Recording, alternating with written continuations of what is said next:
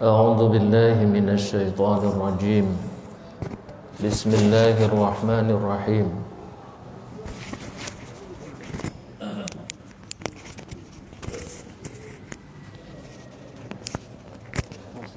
banyak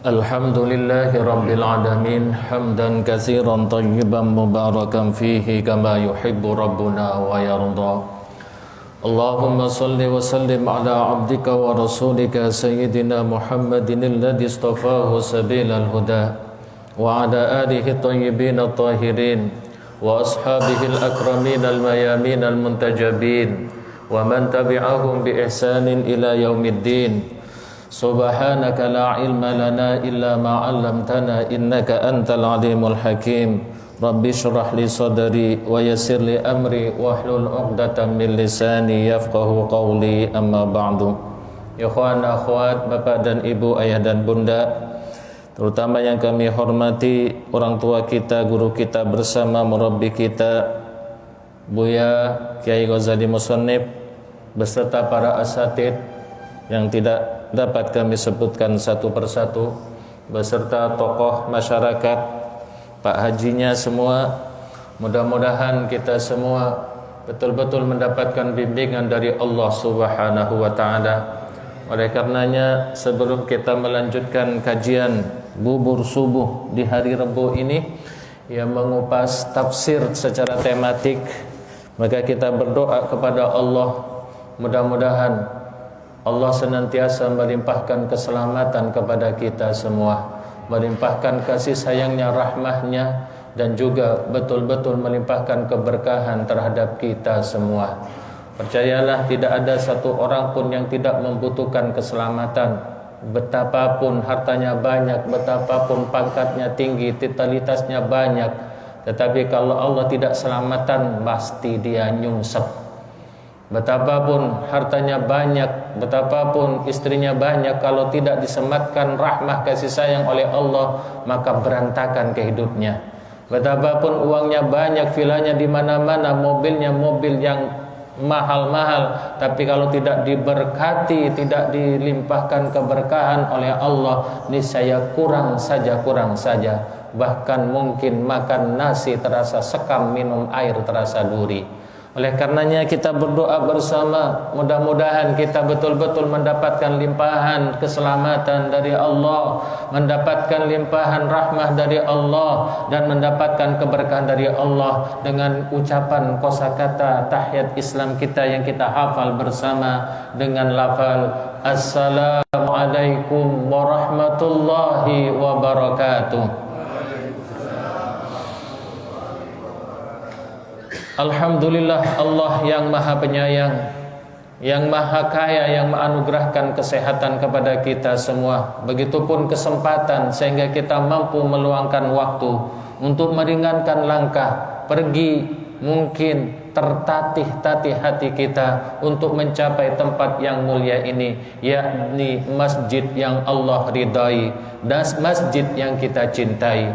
Mudah-mudahan kebersamaan kita di sini betul-betul mendapatkan keridhaan dari Allah Subhanahu wa taala, dan satu individu dengan individu yang lain betul-betul dapat bersatu merajut tadi kasih sayangnya, bukan sebatas verbal saja, akan tetapi bagian individu yang lain dengan individu kita merupakan keutuhan kita bersama. Sehingga ketika temannya sakit, lalu ketika temannya berpenyakit, menghadapi problema, itu adalah permasalahan kita semua. Kebersamaan yang seperti ini sangat diperlukan, terutama kondisi yang seperti sekarang kita saksikan ini.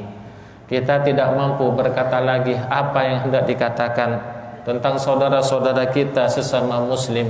Yang kemarin juga kita mendapatkan kabar, ternyata dari 6 saudara kita sesama muslim harus meregang nyawa di jalan tol.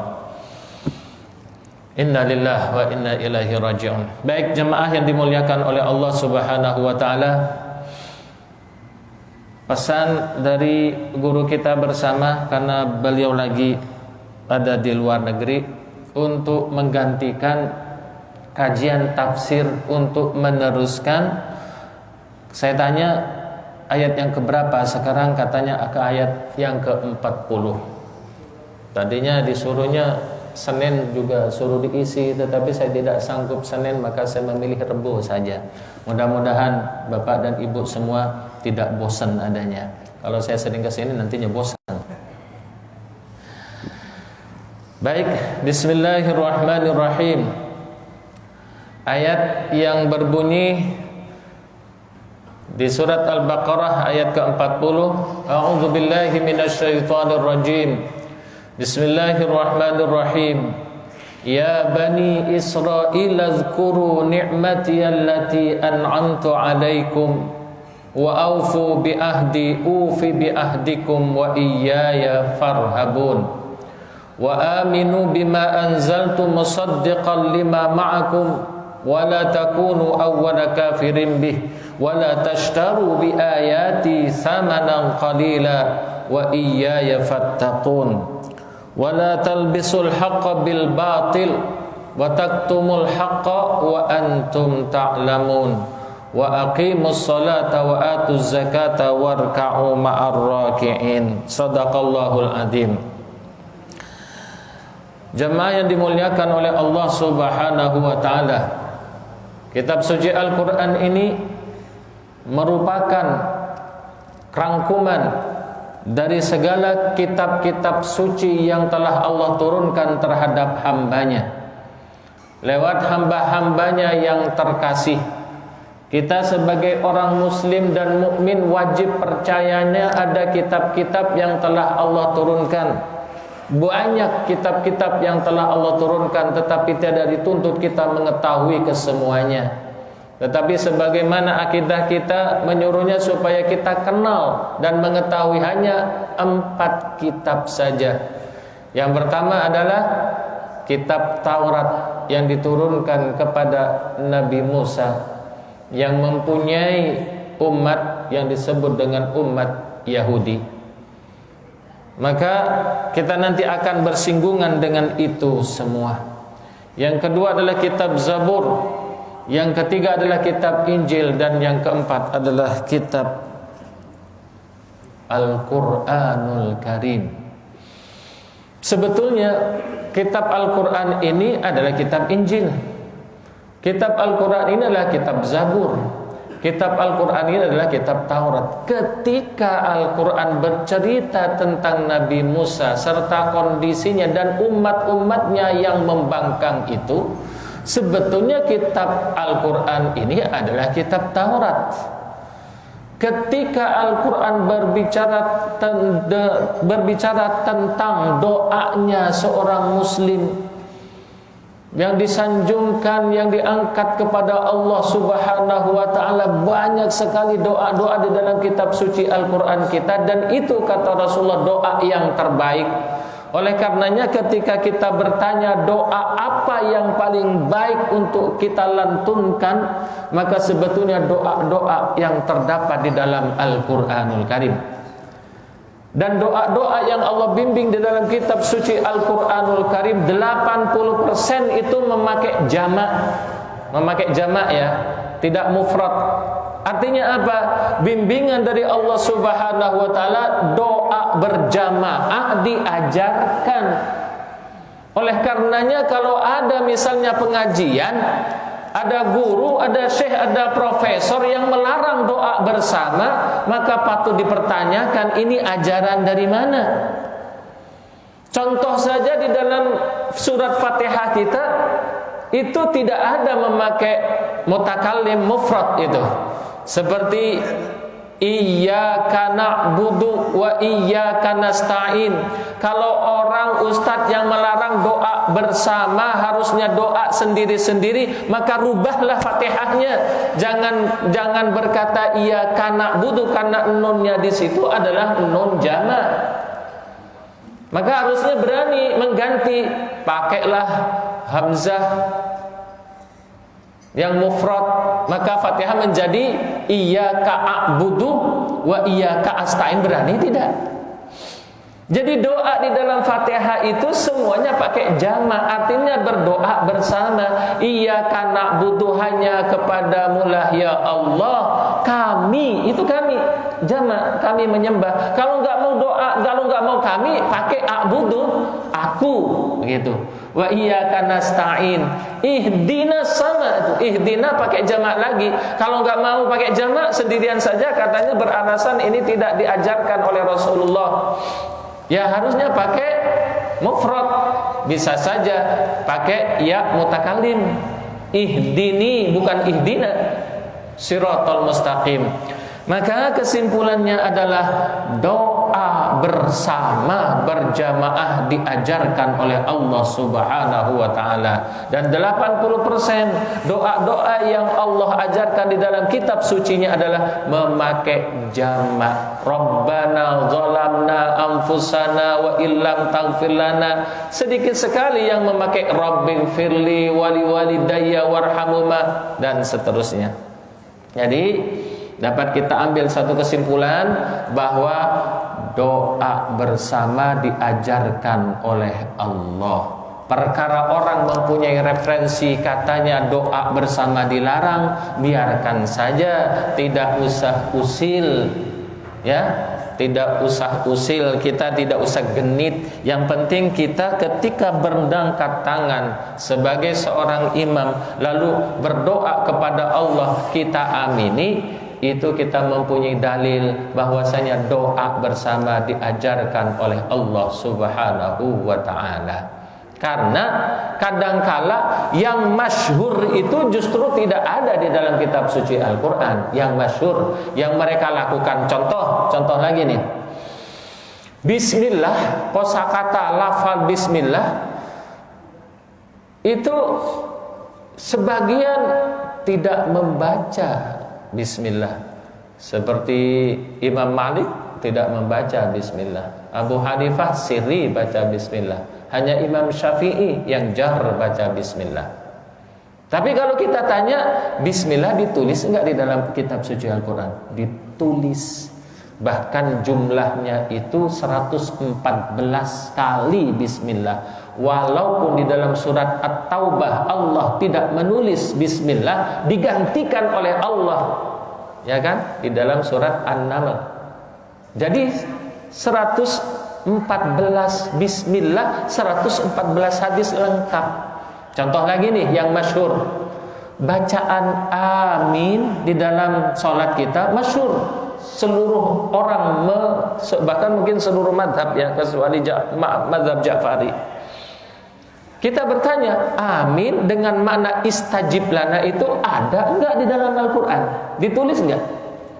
Mulai dari Al-Fatihah sampai Qul a'udzu birabbin nas tidak ada kosakata amin bermakna istajib lana. Yang ada wala aminan dan seterusnya. Jadi oleh karenanya insya Allah bubur subuh memproyeksi kita menjadi orang yang mampu berpikir. Bacaan amin itu tidak ada di dalam Al-Quran, sementara bismillah berkali-kali. Mengapa bismillah tidak dibaca, aminnya kenceng? Ya terserah yang membacanya. Baik jamaah yang dimuliakan oleh Allah, Allah memberitahu kepada kita lewat kitab suci Al-Qur'annya dengan kosakata ya Bani Israel. Ini kan kisahnya orang lain, seolah-olah kan satu bangsa yang disebut dengan Bani Israel.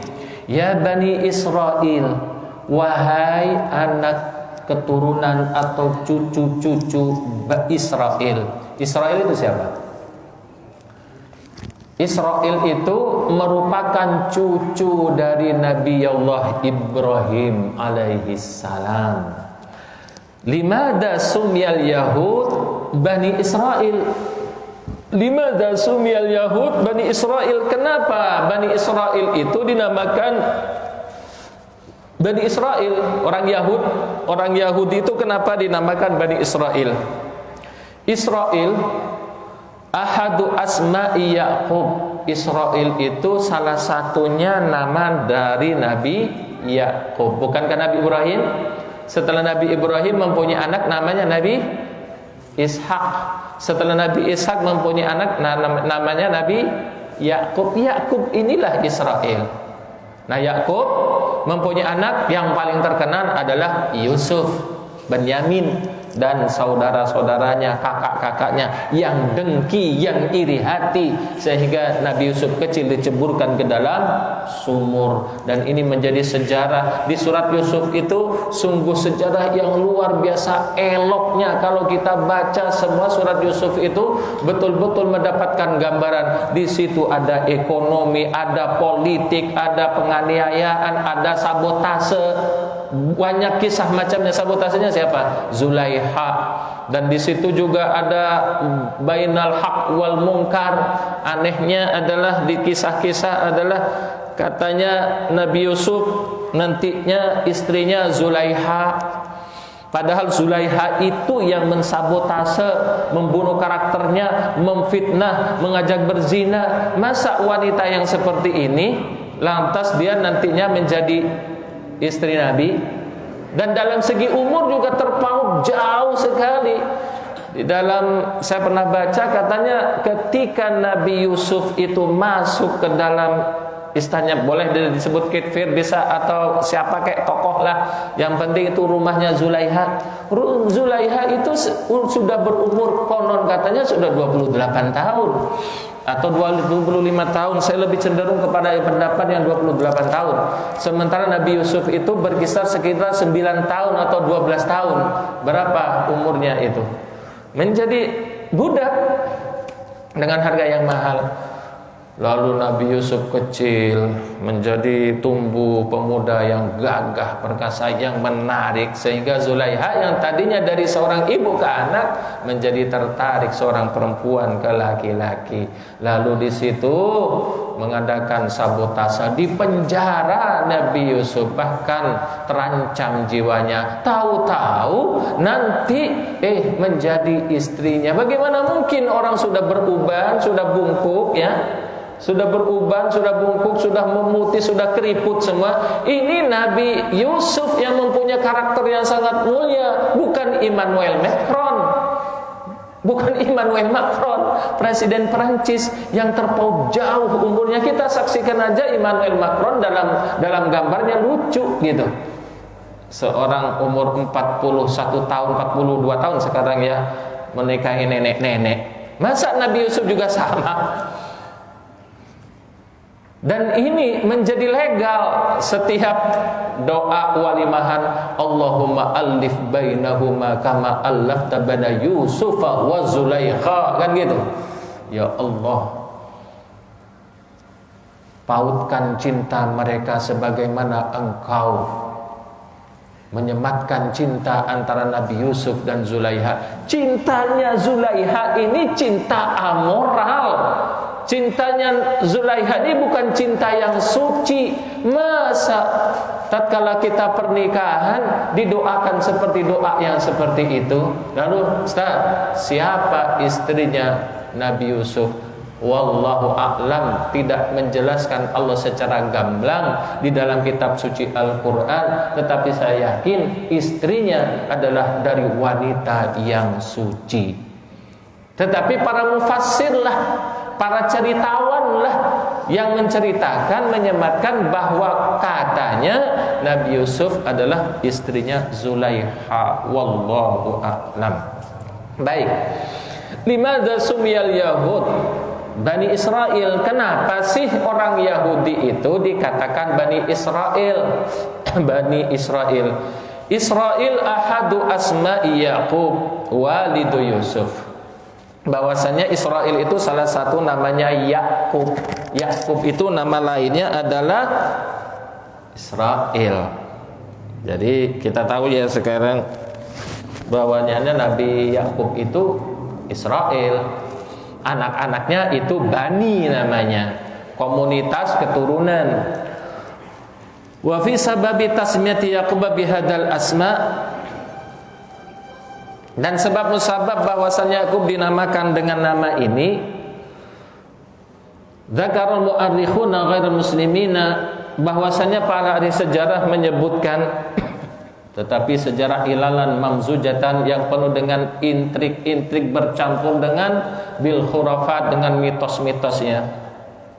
Dan di dalam kamus kitab Al-Muqaddas, anna Israel ta'ni asy-syakhsul muntasir 'ala Allah. Yaqulu hadzal kalimatu luqiba biha Yaqub bin Ishaq ba'da an sara al-malikal ilahi. Malakal ilahi. Ya, ini juga mitos-mitosnya, katanya bahwasannya Nabi Yakub itu dikatakan Israel itu setelah mengadakan gulat kepada Allah Subhanahu wa taala, berantem pada Allah, dan itu tidak mungkin ya. Tetapi dalam amma ulamauna al-mufassir al-ma'ruf bi Tabrasi fayaqulu fi majma'il bayan, menurut Imam Tabrasi bahwasannya Israel itu terdiri dari dua kosakata. Yang namanya yang pertama itu Isra itu adalah al-abdu. Isra itu adalah sosok seorang hamba yang menghambakan diri kepada Allah Subhanahu wa taala.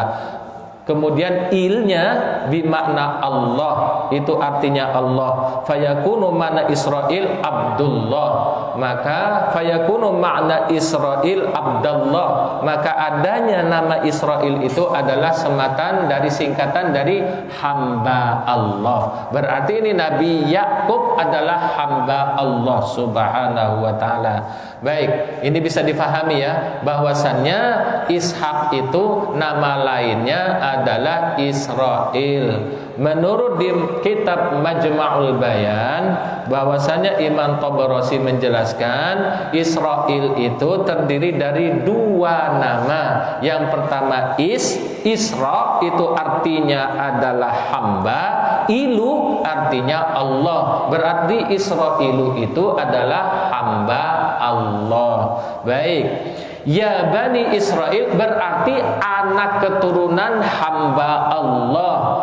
Israel, uzkuru, ingatlah ya, ingatlah, kenanglah, pelajarilah nikmati allati, nikmatku allati an'amtu alaikum, yang telah aku anugerahkan sebagai nikmat kepada kalian wahai Israel. Kum di sini juga adalah kepada Israel, tapi berbicara sekarang Al-Quran ini berbicara kepada kita, maka kum isinya adalah kita.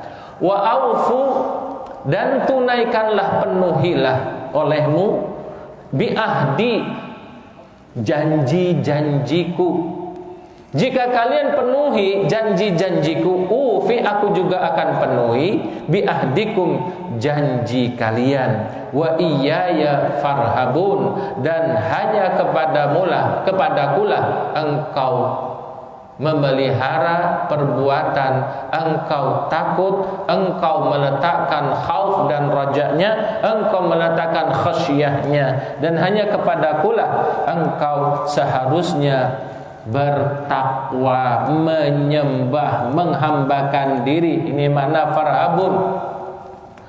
Jamaah yang dimuliakan oleh Allah, farhabun artinya fakhafuni fi naqdikumul ahda, yakni takutlah kepadaku kalian di dalam kalian merusak janji-janji kalian. Lalu kita bertanya, apa sih janji kita kepada Allah? Janji kita kepada Allah apa saja? Ketika kita masuk ke dalam Islam ini, membaca password Islam kita dengan mengucapkan kalimah dua syahadat yang berbunyi asyhadu an la ilaha illallah wa asyhadu anna muhammadar rasulullah, itu bai'at, itu janji. Yang pertama asyhadu alla ilaha illallah, janji kita adalah bari, janji kita adalah melepaskan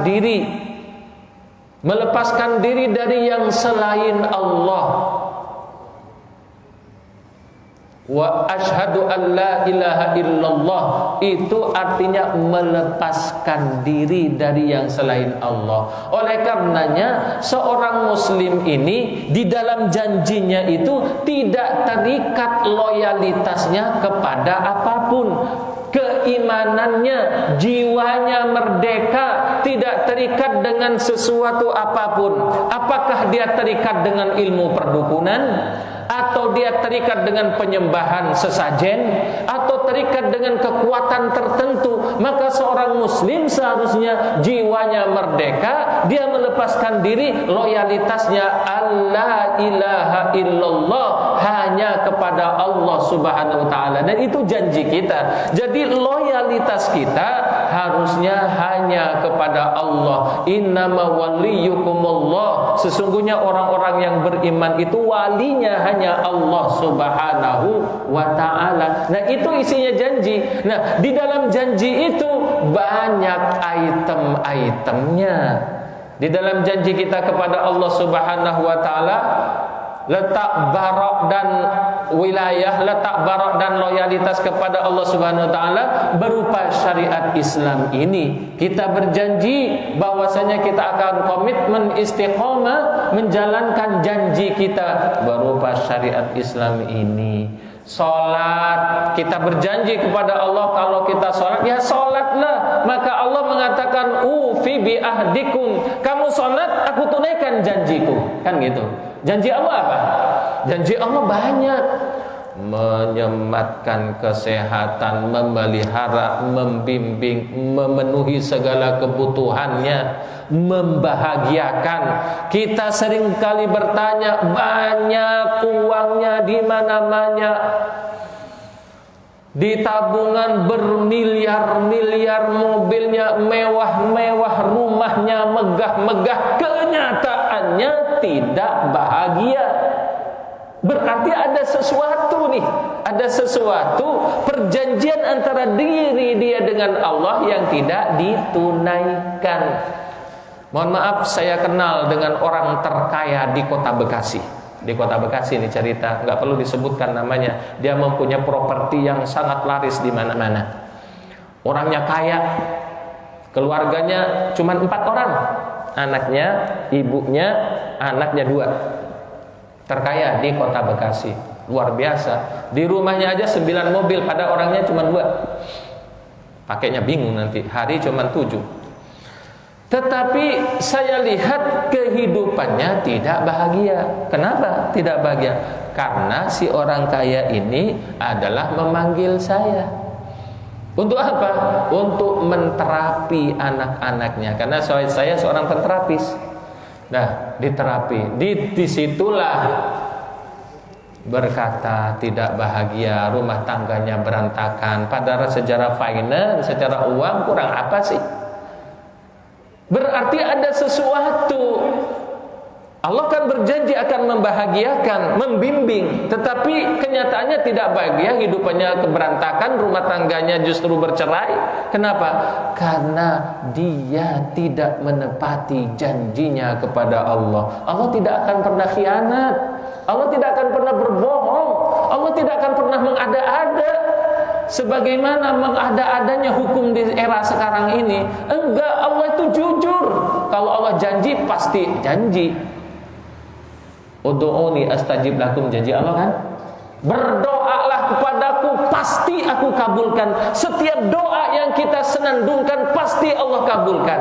Ya Allah, aku mohon uang 1 triliun, Allah kabulkan. Bagaimana cara Allah mengabulkan? Allah Maha tahu tentang kapasiti kita, tentang kemampuan kita.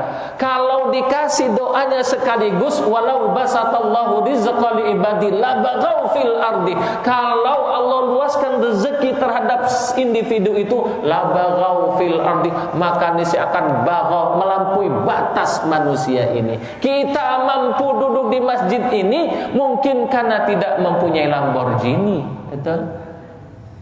Kalau kita mempunyai Lamborghini, mungkin enak-enak kita enak-enakan traveling. Adanya kita mampu di sini karena dibatasi oleh Allah secara kemampuan finance-nya. Kalau misalkan kita berlebih finance-nya, uangnya, mungkin tadi malam kita dugem pulang jam 3. Ya kan? Nah, ini janji Allah, kita pasti dibahagiakan. Salahnya adalah kita menciptakan description yang lain tentang kebahagiaan itu di luar syariat Allah Subhanahu wa taala. Dalam deskripsi kita tentang bahagia, orang yang bahagia itu adalah ganteng, tinggi, putih, uangnya banyak, mobilnya mewah, bla bla bla, banyak tuh. Itu description tentang bahagia yang lain dari hawa nafsu kita. Percayalah bahwa Allah telah menyiapkan seluruh kebutuhan kita, bukan kemauan kita. Kalau misalkan kemauan kita banyak, kita juga ingin beli gunung kok, ingin menguasai lautan kok, kemauan. Tetapi mampu kita? Enggak mampu. Allah yang Maha tahu. Walau basatallahu rizqa li ibadi la baghaw fil ardi. Andaikan Allah luaskan rezeki, dikasih seluruh doanya, niscaya kita akan menjadi brengsek semua. Itu Allah yang mengatakan. Oleh karenanya Allah mengatakan, wa aufu bi ahdi, penuhi janjiku, kata Allah. Ufi bi ahdikum, niscaya aku penuhi juga janjiku kepada kalian. Wa iyaya farhabun, dan kalian selanya hanya kepadakulah kalian takut. Jadi dengan demikian bahwasanya kondisi yang sekarang ada ini layak kita syukuri, karena itu adalah yang terbaik menurut Allah, bukan yang terbaik menurut kita. Apalagi yang laki-laki ini sering menciptakan yang terbaik bagi dirinya. Sudah punya satu, sudah sakinah, masih nambah mawaddah, nambah lagi rahmah, nambah lagi fatona, udah 4 kok nambah juga. Ya, adanya seperti ini sudah anugerah dari Allah, ini yang terbaik. Belum tentu kalau misalkan kalian menambah sakinah, warahmah, wafatona, belum tentu kalian bahagia. Maka nikmati yang ada, syukuri, guna untuk memenuhi janji kita kepada Allah Subhanahu wa ta'ala. Ya Bani Israel, kuru ni'mati allati an'amtu alaikum wa aufu bi ahdi ufi bi ahdikum wa iyaya farhabun. Dan ini adalah menceritakan, kalau misalkan di dalam tafsir Amsalnya, menceritakan tentang dua kekuatan. Wa min ahdasi qissati Adam ittadha anna sahatal kauniyata tantawi dauman ala quwwataini, quwwatul haq wa quwwatul batil, wa hatanil quwwatani mutaqabilatani wa mutasari'atani. Dan dua kekuatan ini adalah kekuatan yang kontradiktif dan kekuatan yang saling bertempur. Jadi ada kekuatan hak, ada kekuatan batil. Di mana kekuatan haknya ketika kita mampu untuk memenuhi janji-janji Allah Subhanahu wa ta'ala. Baik, kita teruskan. Bisa difahami ya? Ya Bani Israel, azkuru ni'mati allati an'amtu alaikum wa aufu bi ahdi ufi bi ahdikum wa iyaya farhabun. Wahai keturunan Bani Israel, Israel telah kita jelaskan tadi. Ingat, kenang, jangan dilupakan, syukuri nikmat-nikmat yang telah aku anugerahkan kepada kalian. Oleh karenanya pergunakan nikmat-nikmat itu sebagai wa aufu bi ahdi, untuk menunaikan janji kalian kepadaku. Kalau kalian sudah memenuhi janji kalian kepadaku, maka kata Allah, ufi bi ahdikum, aku penuhi janjiku kepada kalian.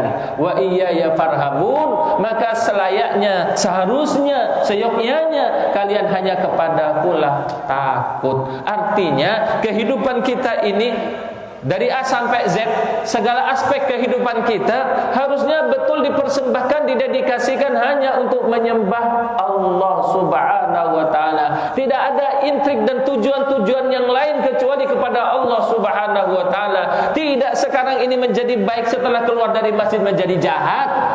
Tidak menjadi soleh ketika sholat tetapi kantor menjadi koruptor.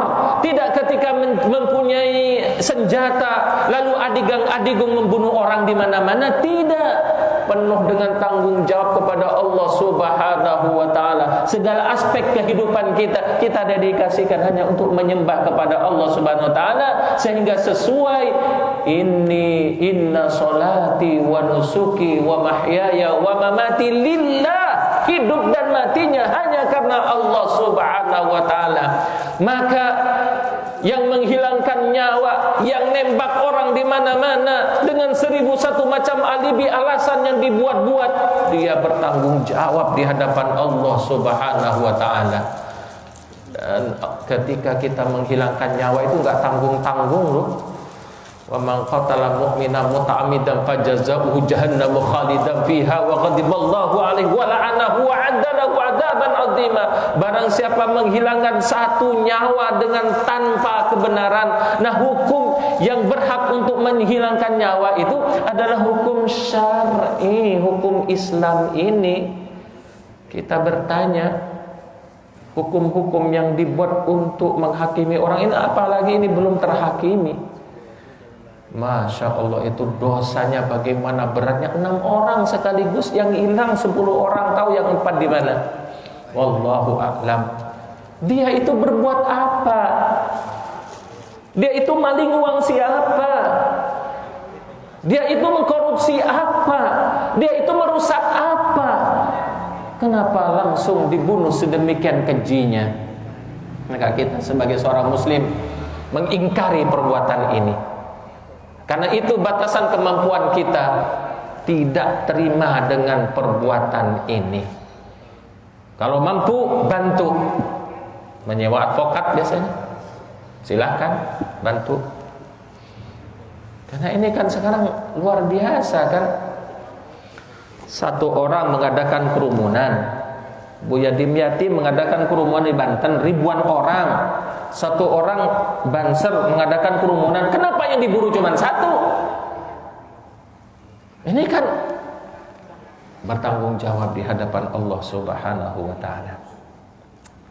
Nah, itu janji-janji kita adalah kepada Allah, diantaranya menegakkan keadilan. Baik, ayat yang selanjutnya, wa aminu bima anzaltu, dan berimanlah kalian bima anzaltu, terhadap apa yang telah aku turunkan. Musaddiqa, apa yang Allah turunkan?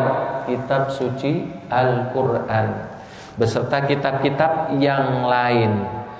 Musaddiqa, kitab suci Al-Quran itu nama lainnya musaddiq, sebagai pembenar, sebagai dektonator. Benar atau enggak, kalau misalkan kita ke mall itu kan mobil kita itu kan diadakan dektonator kan, ini benar enggak, mulus enggak mobilnya, itu dektonator kan. Kalau misalkan ada sesuatu hal-hal yang negatif pasti berbunyi. Al-Quran juga sama, posisinya adalah sebagai dektonator, sebagai musaddiq bahasa Arabnya. Benar enggak yang kamu lakukan ini sesuai dengan Al-Quran atau enggak? Maka orang yang berkata-kata bid'ah itu kebanyakan biasanya agamanya adalah isinya bid'ah, ujung-ujungnya neraka. Semua orang neraka, semua maulid neraka, sholawatan neraka, kue kelepon neraka, undi-undi neraka, bid'ah semua. Kan aneh kan, masa kue kelepon katanya itu enggak syar'i? Kan aneh-aneh jadinya. Ini menandakan ngawur. Maka itu harus diukur, didetonatorin dengan Al-Quran. Al-Quran itu musaddiq, membenarkan, bukan keseluruhan yang dibenarkan. Sebagai detonator tadi, tidak keseluruhan yang dibenarkan, tetapi dari ajaran-ajaran Taurat, Injil, Zabur, ada yang layak dan terakomodir di dalam Al-Quran, diambil oleh Allah dan dilegalkan sampai sekarang, tidak mansuh, tidak dirubah-rubah oleh Allah, yang masih ada persesuaian dengan perkembangan zaman. Maka Al-Quran namanya adalah musaddiqal lima ma'akum, musaddiq sebagai dektonator pembenar, lima terhadap hukum-hukum atau syariat atau perbuatan kalian, ma'akum yang terbiasa kalian lakukan dari zaman baheula, dari semenjak zaman Taurat dan Injil. Wala takunu awwala kafirin bih, dan janganlah kalian menjadi orang yang awal-awal mengingkari, kafir terhadap kitab suci Al-Quran, terhadap syariat Islam. Wala tashtaru bi ayati samanan qalila, dan jangan tukar, jangan kalian jual, jangan kalian jajakan ayat-ayat Allah merupakan kebenaran ini.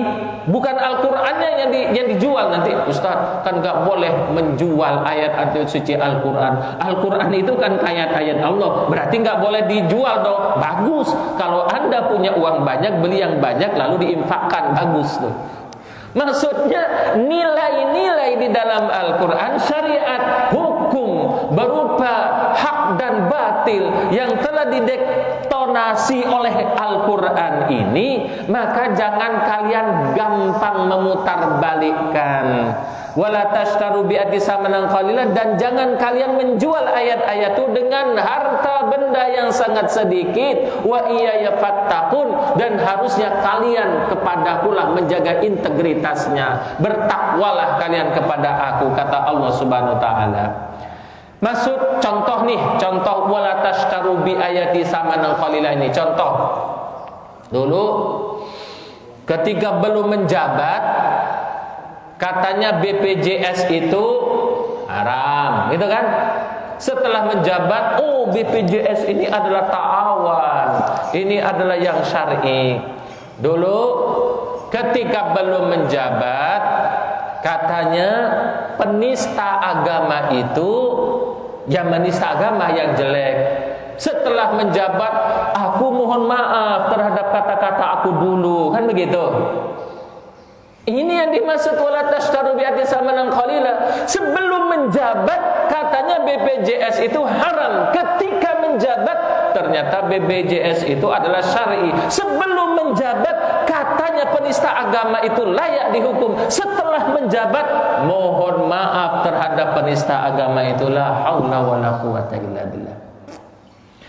Wala tashtaru bi ayati samanan qalila. Jangan coba-coba, kalian harus komitmen, punya integritas, istiqamah. Kalau memang halal, halal. Kalau memang haram, haram. Kalau memang batil, batil. Kalau memang hak, hak. Begitu. Sampai kapanpun kalian di masjid tetap haram yang haram. Ketika kalian menjadi presiden tetap haram juga. Jangan pelanca-pelinci. Kenapa? Karena ketika kita menjabat mempunyai samanan qalila, mempunyai harga, mempunyai qimah, mempunyai harta, mempunyai kedudukan yang sangat sedikit. Apa makna sedikit? Dunia dan seisinya ini di sisi Allah sangat sedikit. Apalagi cuman digaji 600 berapa nih? Sekarang anggota DPRD Kota Jakarta sekarang ini ada usulan tuh, katanya gajinya satu bulan 600 berapa? 686 juta abah satu bulan. Mantap kan gaji anggota DPRD Kota Jakarta. Dengan gaji misalkan 1 tahun berapa miliar gitu. Oleh karenanya orang berebut. Justru yang tidak setuju dengan gaji yang sangat tinggi itu dari PSI. Ya, yang tidak setuju, yang kemarin tidak setuju terhadap gaji gede anggota Dewan DKI ini dari PSI. Siapa ketuanya? Grace Natali. Justru dari Grace Natali yang tidak setuju. Yang dari umat Islam, amin, alhamdulillah, gitu kan? Ini kita patut bertanya ini, mengapa justru dari PSI, dari anak buahnya Grace Natali, seorang modeling yang terbuka auratnya, yang bukan notabene dari Islam, yang tidak setuju dengan gaji anggota Dewan DKI sebanyak 600 juta per bulan.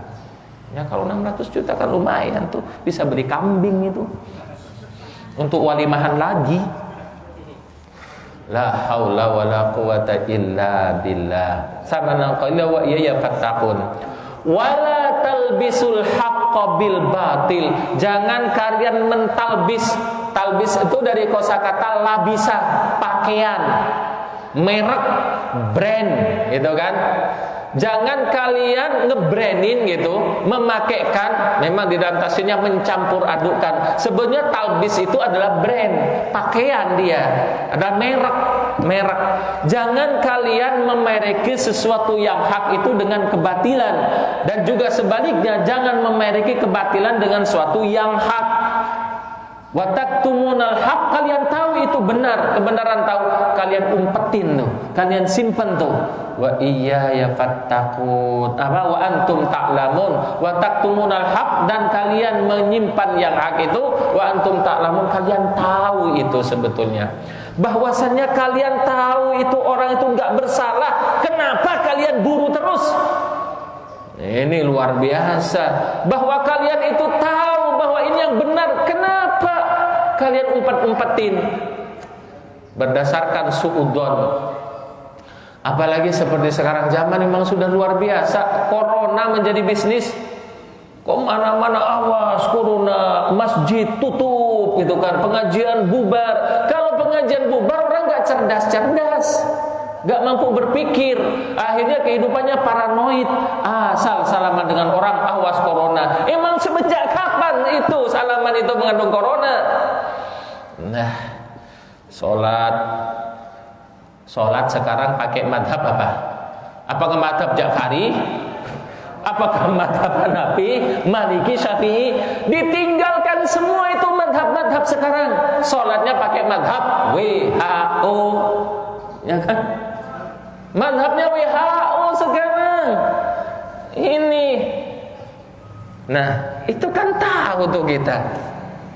Tapi kata Allah, wa taktumunal haq, kita simpan itu di hadapannya 1000 macam alibi, argumentasi, kesehatan, protap dari WHO. Gak ada Allahnya di sana. Kenapa? Karena orang WHO juga gak kenal dengan Allah. Lalu ngapa orang yang mukmin, yang muslim ikut-ikutan juga? Nah, ini masuk talbis juga. Talbis menyematkan, ibaratkan lagu Ari Wibowo itu apa tuh? Racun di tangan kananmu, madu di tangan kirimu. Aku gak tahu apa yang kau berikan pada. Masih mending kalau mereknya jelas.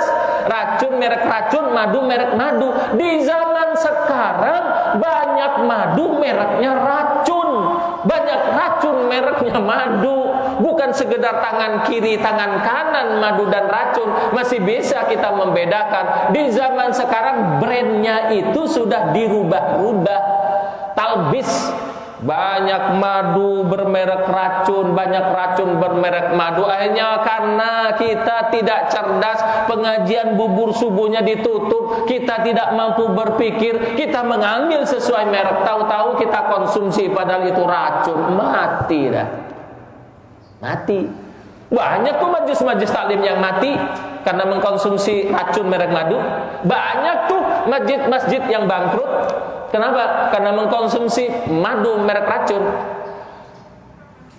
Saya punya kajian di Bogor, salah satu masjid. Sudah bertahun-tahun namanya. Terus bulan terakhir kemarin saya sama DKM-nya di WA-in, maaf Ustaz, kajiannya terpaksa tutup. Kenapa Pak? Karena masjid sudah tidak mempunyai perbendaharaan, alias masjidnya bangkrut. Selama pandemi ini masjidnya banyak tutup. Akhirnya tidak ada orang yang infak. Lah masjidnya tutup, sana sendiri ditutup masjidnya. Akhirnya nggak ada orang yang berinfak. Ketika kita berinfak subuh tadi, itu adalah infak yang terbaik menurut Allah. Transaksinya kita bukan bayar DKM, tetapi itu tangan Allah. Tangan Allah yang lagi berjalan di hadapan kita.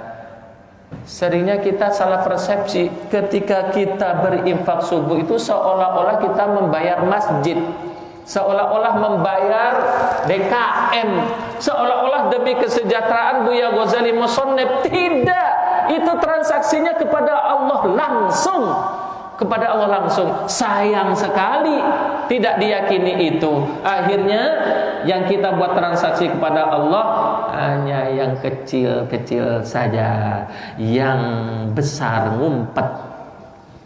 Yang besar ngumpet. Kan begitu tuh. Nah, iya biasa. Begitu manusia. Yang besar ngumpet, yang kecil keluar. Padahal itu Allah loh di depannya itu. Transaksinya kepada Allah Subhanahu wa ta'ala. Itu bukan siapa-siapa, itu uang Anda yang sejati akan kembali. Itu pasti. Karena Allah gak pernah nulayani janji, kata orang Jawanya. Allah tidak berkhianat janjinya. Tapi kita bertalbis. Talbisnya apa? Secara internal kita bertalbis, berargumentasi, yaitu argumentasinya hawa nafsu. Awas, kalau kau infak di dalam masjid ini, uangmu habis. Talbis juga itu. Talbis. Kalau engkau infak di dalam masjid, uangmu adalah habis. Padahal kata baginda Rasul, bal yasdad gitu kan. Tidak ada uang yang kita keluarkan, harta yang kita infakkan, kata Allah, mana qasam mim malin, bal yasdad, bahkan tambah. Ketika kita infak di masjid ini, itu kita transaksinya Allah, kwitansinya disimpan oleh para malaikat, nanti diserahkan, pasti diserahkan oleh Allah kwitansinya. Kenapa kwitansinya tidak sekarang diserahkan oleh Allah, oleh para malaikat?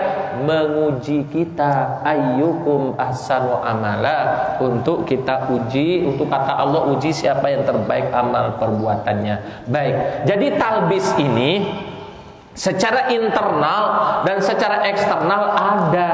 Ketika kita mau mengerjakan sesuatu yang baik, biasanya talbis juga di dalam hati sanubari, yaitu argumentasi yang berangkat dari hawa nafsu. Sementara keadaan secara eksternal yang ada banyak sekali. Dari berangkat secara internal talbis hawa nafsu ini, banyak juga di luar yang bermerek-merek, yang berbrand-brand. Racun berbrand madu berbrand racun, bermerek talbis, memakaikan. Nah, kita sebagai orang muslim, kitab suci kita mengatakan, jangan kalian melakukan talbis, wala talbisul haqqa bil batil. Jangan kalian mentalbis, mengebrandin, memakaikan, mengcover sesuatu yang benar itu dengan kebatilan. Wa taktumul haqqa, kalian tahu apa yang benar, di mana yang benar, siapa yang benar itu, tetapi kalian umpetin. Ini nih para hakim yang tahu sosok manusia itu yang benar tapi diumpetin. Para polisi yang memburu yang benar bahkan melindungi yang batil, bertanggung jawab di hadapan Allah Subhanahu wa ta'ala. Akhirnya kata Habib Rizik kita, ada lonte dijaga polisi, gitu kan? Aduh, subhanallah.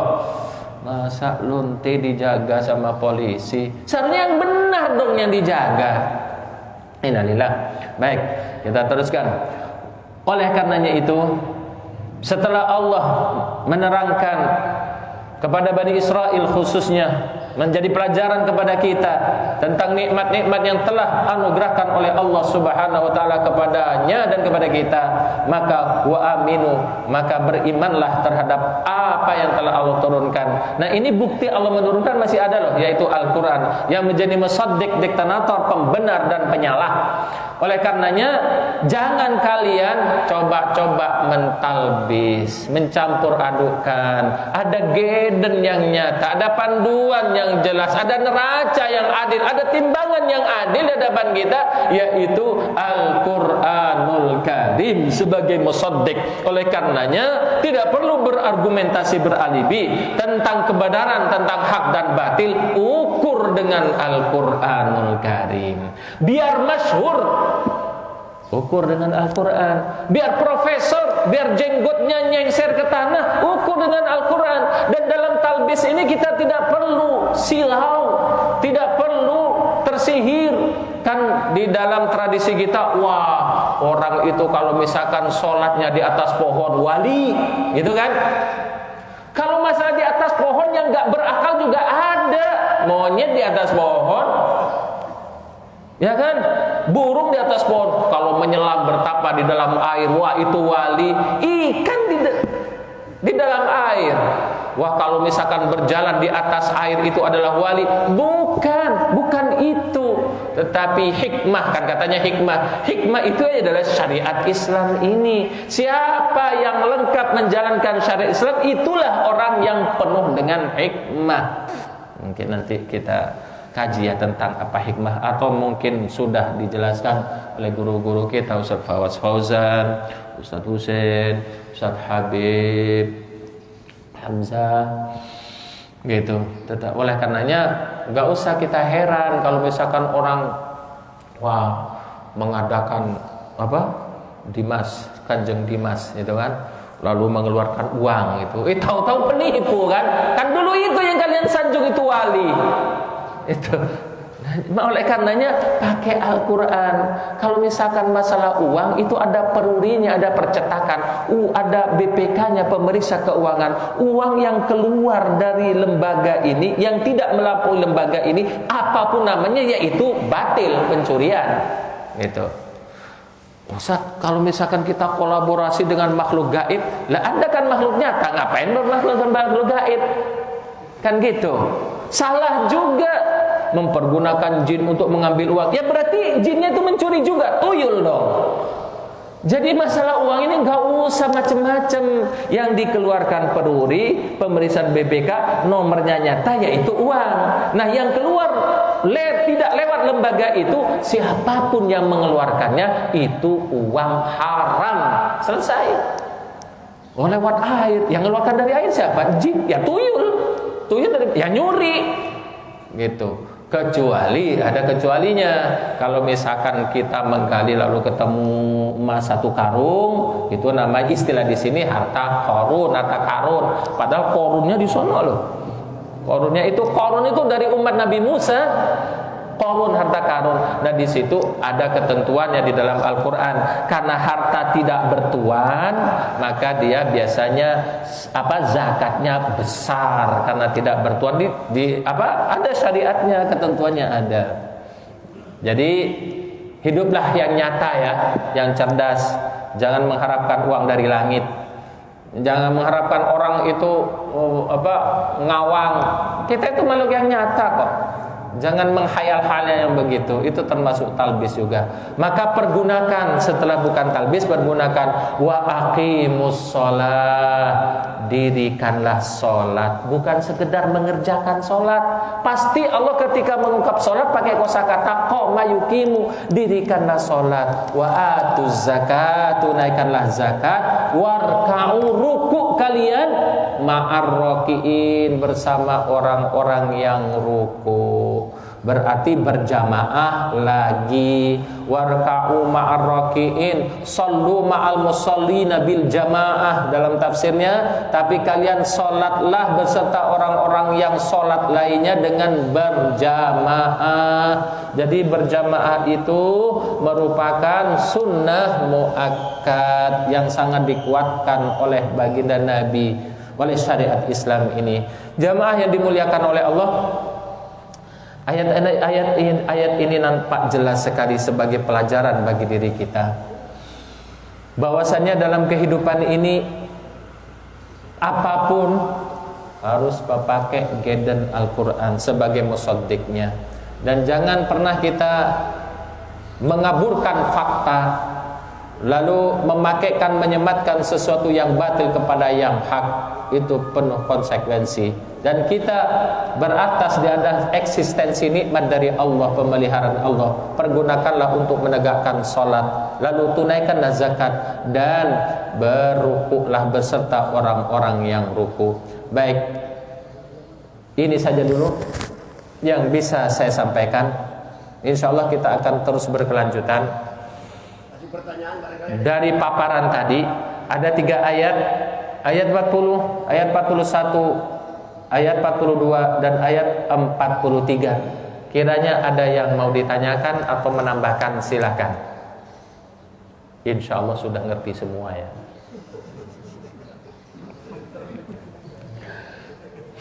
Kalau tidak ada pertanyaan, kemungkinannya 2, ngerti semua atau tidur semua. Atau yang ketiga kemungkinan masa bodoh loh gitu. Itu. Hanya 3 kemungkinan itu. Ya silakan, santai saja, nggak resmi.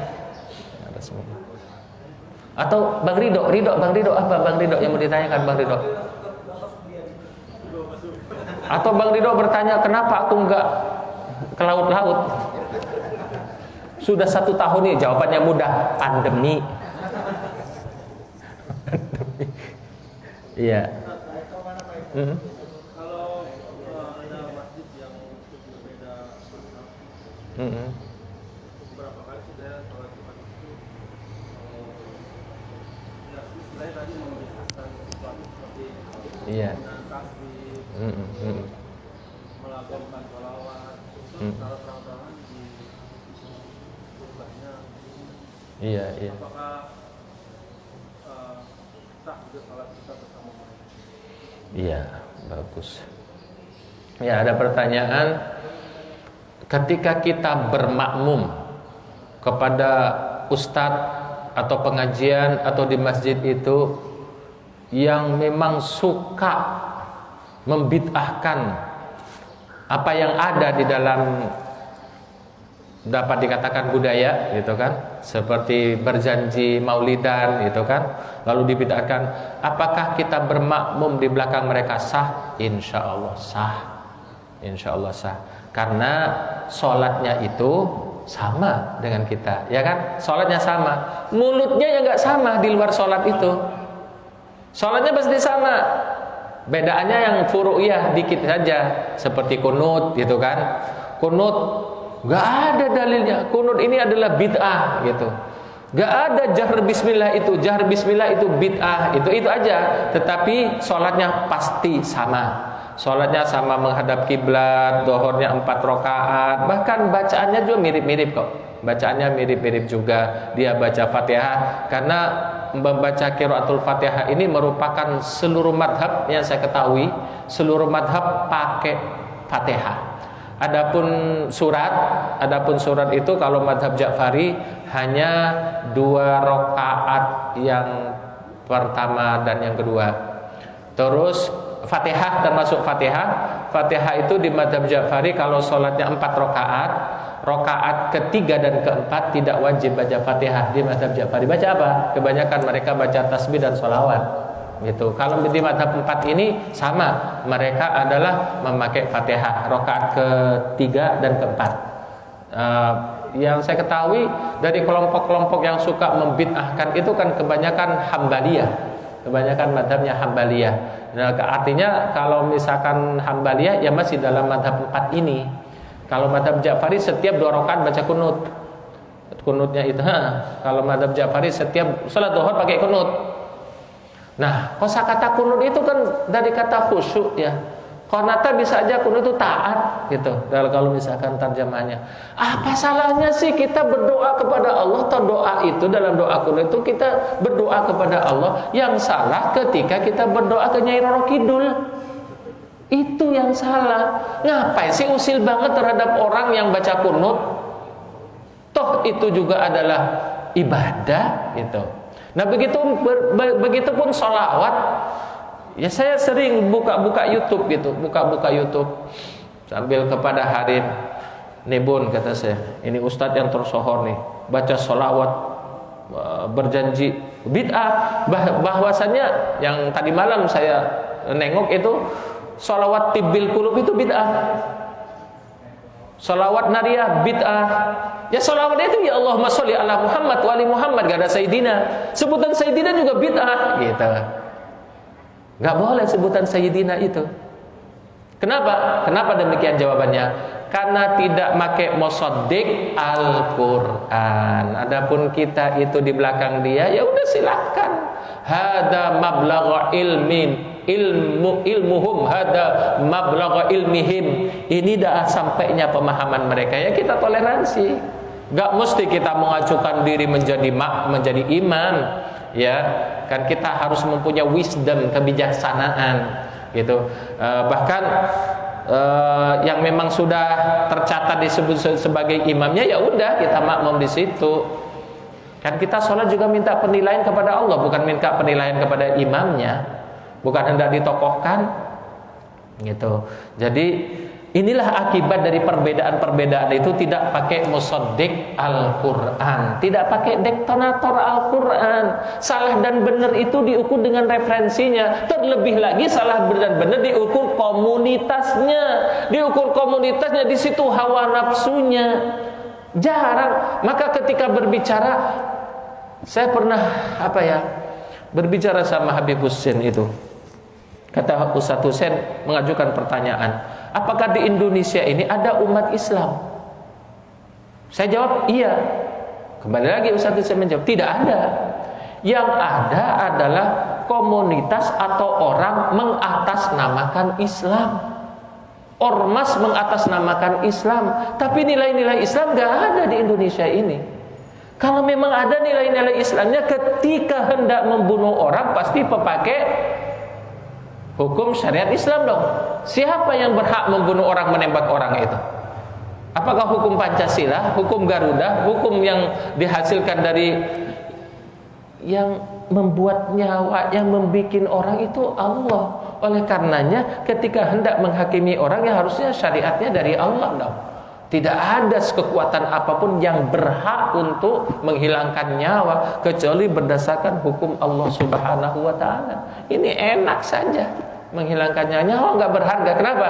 Kembali lagi karena tidak pakai Al-Qur'an, tidak pakai geden Al-Qur'an. Jadi kembali lagi ketika kita memakai geden Al-Quran, dimanapun insya Allah santai, tenang, gak susah, mudah. Adanya kesusahan kan dibikin-bikin sendiri. Akhirnya kue klepon lah masuk dalam syariah, unde-unde lah, banyak macamnya lah.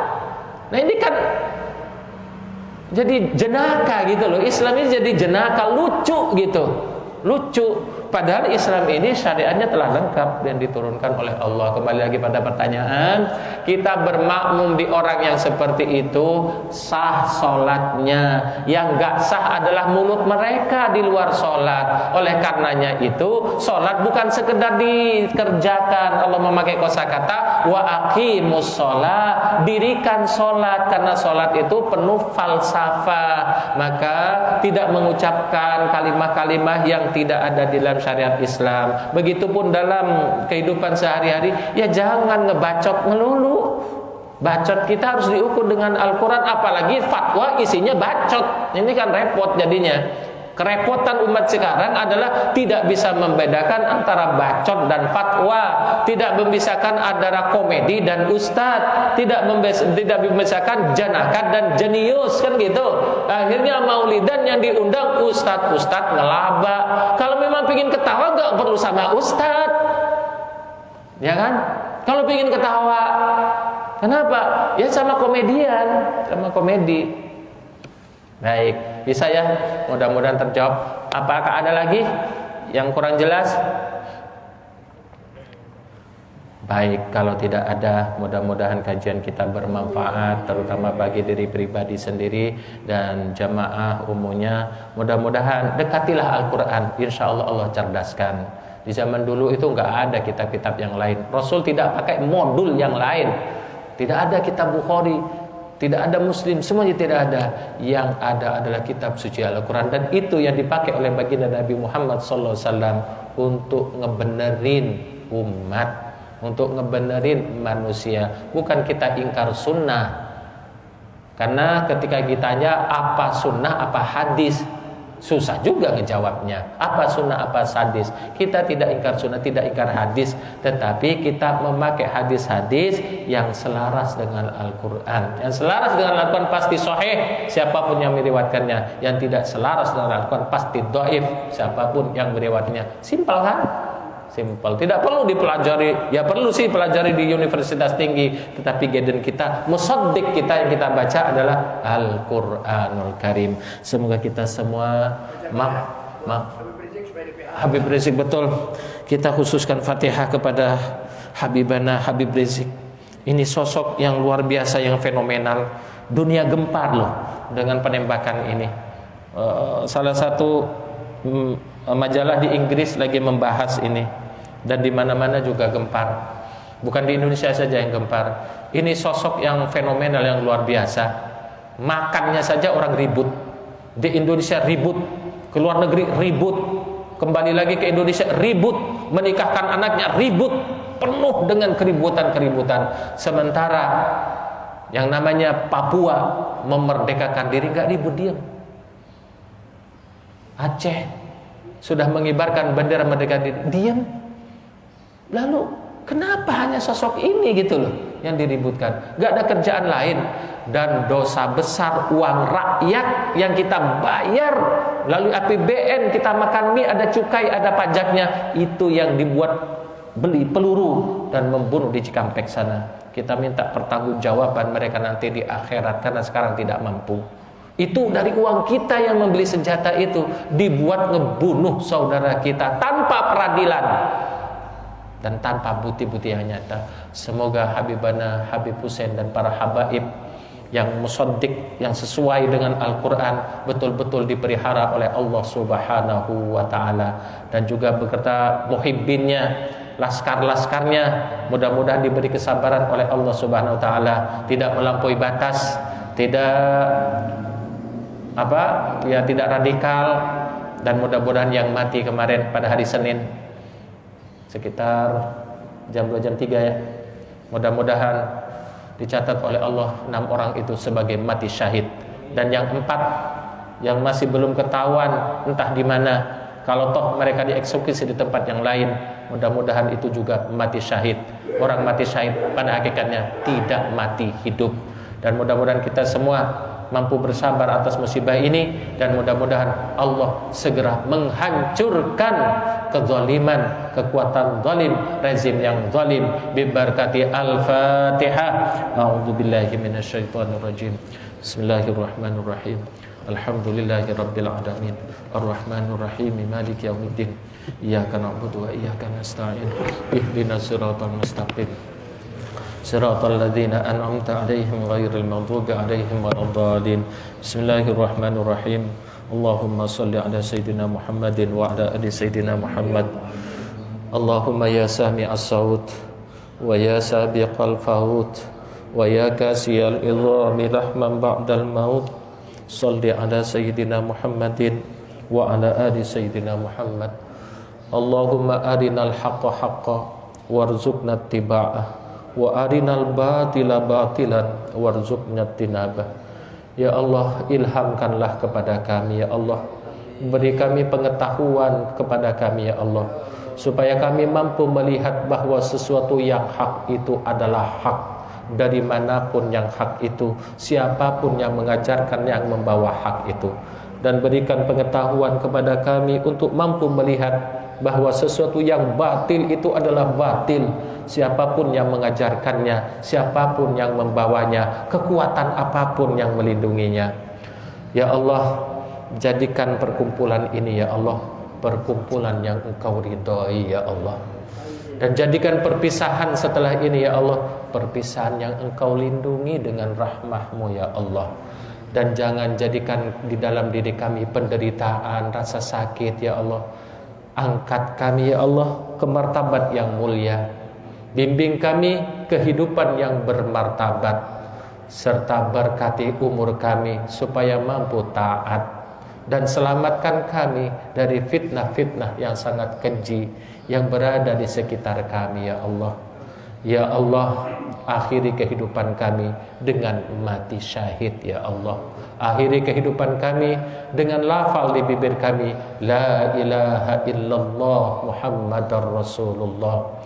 Ya Allah, jangan sematkan kepada kami di tempat ini ya Allah penyakit kecuali Engkau menyembuhkannya. Jangan timpakan kepada kami ya Allah kesulitan kecuali Engkau memudahkannya. Jangan timpakan kepada kami, jangan sematkan kepada kami kebutuhan terhadap dunia kecuali Engkau meridhai dan mengadakannya. Ya Allah, kami ini adalah hamba-Mu, anak dari hamba-Mu, anak-anak dari hamba-Mu ya Allah. Engkau maha tahu saat ini kami berada di mana. Engkau maha mendengar saat kami berucap apa. Kami adalah hamba-Mu yang kecil ya Allah, menengadahkan tangan kami yang kecil, bermohon rahmah-Mu ya Allah. Jangan sia-siakan permohonan kami ya Allah. Ya Allah, selamatkanlah Habib kami, ya Allah, dzurriyyatur Rasul, wabil khusus Habib Rizik Syihab, ya Allah. Lindungi beliau, ya Allah. Lindungi beliau, ya Allah. Selamatkanlah beliau, ya Allah. Sehatkan badannya, luaskan rezekinya, permudah urusannya di dalam beramar ma'ruf dan nahi mungkar. Lindungi juga para muhibbinnya, ya Allah, para pecintanya. Bimbing mereka supaya tidak melakukan hal-hal yang radikal yang dilarang dalam syariat-Mu, ya Allah. Dan juga sematkan kepada kami, ya Allah, dalam hati kami, ya Allah, untuk mencintai beliau, mencintai para dzurriyyatur Rasul, karena itu adalah anjuran dari syariat-Mu, ya Allah, untuk mencintai mereka. Qul la as'alukum alaihi ajra illal mawaddata fil qurba. Engkau mengatakan, Rasulullah mengajarkan agama ini tidak mengharapkan ampau, tidak mengharapkan bayaran, tidak mengharapkan transaksi, kecuali transaksinya adalah mencintai ahli baitnya, mencintai keluarganya. Maka mencintai dzurriyyatur Rasul adalah suatu kewajiban bagi kita. Maka bukalah hati kami, ya Allah, untuk mencintai mereka, karena mencintai mereka ada pahala di sisi-Mu, ya Allah. Ampuni orang-orang tua kami, ya Allah. Ampuni guru-guru kami, ya Allah. Orang tua kami yang susah payah melahirkan kami, membesarkan kami, bernanah tangannya, bernanah kakinya, bersimbah darah, bermandikan peluh dan air mata. Jadikan jerih payah mereka sebagai penebus kesalahan-kesalahan mereka, ya Allah, sebagai penggugur dosa-dosa mereka, ya Allah. Dan jadikan kami yang telah dilahirkan sebagai anak-anak yang berguna bagi nusa dan bangsanya, serta mau berkorban demi agamanya. Rabbana ighfir lana wa liwalidina kama rabbawna shaghira. Rabbana ighfir lana wa liwalidina kama rabbawna shaghira. Rabbana atina fid dunya hasanah wa fil akhirati hasanah wa qina adzabannar. Dan terakhir kami berdoa terhadap orang tua kami yang ada di sini, ya Allah. Buya Ghazali Musannif, murabi orang tua kami, sehatkan beliau, ya Allah. Panjangkan umurnya, ya Allah. Jaga, ya Allah.